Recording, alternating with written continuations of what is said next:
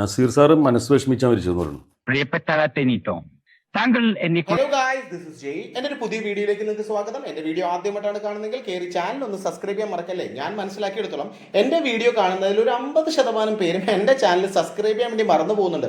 നിങ്ങളുടെ സപ്പോർട്ടും നിങ്ങളുടെ സബ്സ്ക്രൈബും ഉണ്ടെങ്കിൽ മാത്രമേ എനിക്ക് പുതിയ പുതിയ വീഡിയോസ് റിയാക്ട് ചെയ്യാനുള്ള ഒരു മൈൻഡ് സെറ്റ് ഉണ്ടാകത്തുള്ളൂ. സോ നമുക്ക് വിഷയത്തിലൂടെ കിടക്കാം. കഴിഞ്ഞ ദിവസം ടോക്കിംഗ് പോയിന്റ് എന്നൊരു ചാനലിന് വേണ്ടി മലയാള സിനിമയിലെ ആക്ടറും കോമഡി ആർട്ടിസ്റ്റുമായിട്ടുള്ള ടിനി ടോമിൻ്റെ ഒരു ഇന്റർവ്യൂവിൽ സിനിമാ മേഖലയിലെ താരങ്ങളെക്കുറിച്ചും സിനിമയെക്കുറിച്ചും അദ്ദേഹത്തിന്റെ അഭിപ്രായങ്ങൾ പറയുന്നുണ്ട്. സ്വാഭാവികമായിട്ട് ഒരുപാട് കാര്യങ്ങൾ അദ്ദേഹം അതിനകത്ത് പറയുന്നുണ്ട്. ഞാൻ അതിലൊന്നും ഇടപെടുന്നില്ല, നമ്മുടെ വിഷയമല്ലത്. കൂട്ടത്തിൽ മലയാളത്തിലെ നിത്യഹരിത നായകൻ പ്രേം നസീറിനെ കുറിച്ചുള്ള ചില കാര്യങ്ങൾ ടിനി ടോം അവിടെ പറയുന്നുണ്ട്. നമുക്ക് ആദ്യം ഒന്ന് ആ വീഡിയോ കണ്ടതിന് ശേഷം റിയാക്ട് ചെയ്യാം. നസീർ സാറ് മനസ്സ് വിഷമിച്ചാൽ മരിച്ചെന്ന് പറഞ്ഞു.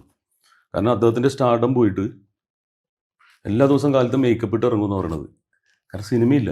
എന്നിട്ട് ബഹദൂർ ഇക്കടക്ക് വീട്ടിൽ പോയിരുന്ന് കരയുമായിരുന്നു. അടൂർ ബാസി സാറിൻ്റെ അടുത്തൊക്കെ കരഞ്ഞ് അങ്ങനെ മനസ്സ് വിഷമിച്ചാൽ മരിച്ചതെന്ന് പറഞ്ഞു.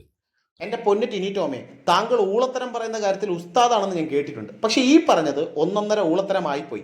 എൻ്റെ ഒരു സംശയമാണ്, താങ്കൾക്ക് ഇനി നേരിട്ടറിയുന്ന ഒരു അനുഭവ സംഭവമാണിതെങ്കിൽ പോലും 1976 ടിനി ടോം ജനിക്കുന്നത്. 1989 പ്രേം നസീർ മരിക്കുന്നത്. അപ്പോൾ പ്രേം നസീർ മരിക്കുമ്പോൾ ടിനി ടോമിന് വെറും 12 വയസ്സ് മാത്രമേ പ്രായമുള്ളൂ. ഈ കാലഘട്ടത്തിൽ ടിനി ടോം സിനിമയിലേക്ക് വന്നിട്ടേ ഇല്ല.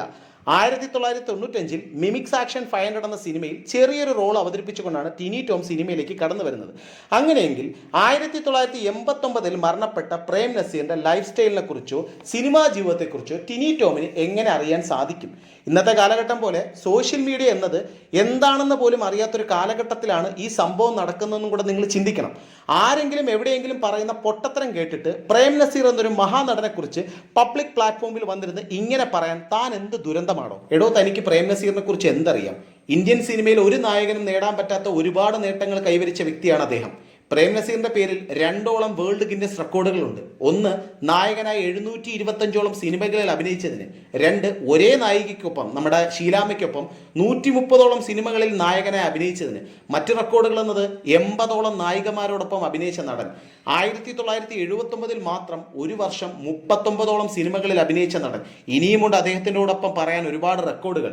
പ്രേം നസീറിനെ കുറിച്ച് ഇങ്ങനെ പറഞ്ഞതിന് ഒരുപാട് പ്രതികരണങ്ങളാണ് ടിനി ടോമിനെതിരെ സിനിമാ പ്രവർത്തകരും ജനങ്ങളും ചേർന്ന് സോഷ്യൽ മീഡിയയിൽ ആവശ്യത്തിലധികം പൊങ്കാലയിടുന്നുണ്ട്. പക്ഷെ എന്നെ ഞെട്ടിച്ചത് മറ്റൊന്നാണ്. അങ്ങ് സ്വർഗ്ഗലോകത്തിലിരുന്ന് നമ്മുടെ നിത്യഹരിത നായകൻ പ്രേം നസീർ ഈ വിഷയത്തിൽ പ്രതികരിച്ച വീഡിയോ ആണ് ഇപ്പോൾ വൈറൽ. നസീർ സാറ് മനസ്സ് വിഷമിച്ചാൽ മരിച്ചെന്ന് പറഞ്ഞു. കാരണം അദ്ദേഹത്തിന്റെ സ്റ്റാർഡം പോയിട്ട് എല്ലാ ദിവസവും കാലത്ത് മേക്കപ്പ് ഇട്ട് ഇറങ്ങുമെന്ന് പറയണത്. കാരണം സിനിമയില്ല. എന്നിട്ട് ബഹദൂർ ഇക്കടക്ക് വീട്ടിൽ പോയിരുന്ന് കരയുമായിരുന്നു. അടൂർ ബാസി സാറിൻ്റെ അടുത്തൊക്കെ കരഞ്ഞ് അങ്ങനെ മനസ്സ് വിഷമിച്ചാൽ മരിച്ചതെന്ന് പറഞ്ഞു.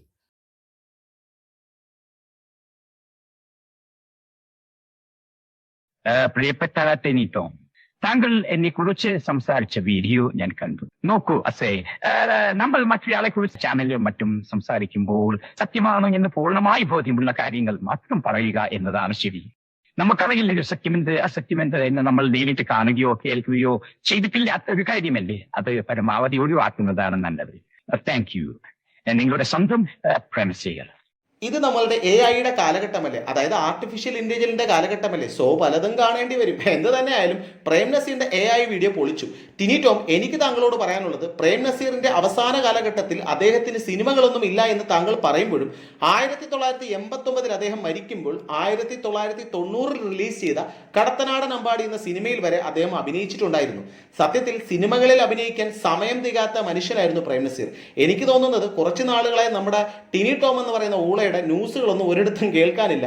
സോ ഒന്ന് വൈറലാകാൻ ശ്രമിച്ചതാണ് അണ്ണൻ. എന്തായാലും അണ്ണൻ നല്ല രീതിയിൽ വൈറലായിട്ടുണ്ട്. Social media പൊങ്കാലയിട്ട് തകർക്കുന്നുണ്ട്. അന്നും ഇന്നും എന്നും മലയാള സിനിമയ്ക്ക് ഒരേ ഒരു നിത്യഹരിത നായകനേ ഉള്ളൂ, അത് പ്രേം നസീറാണ്.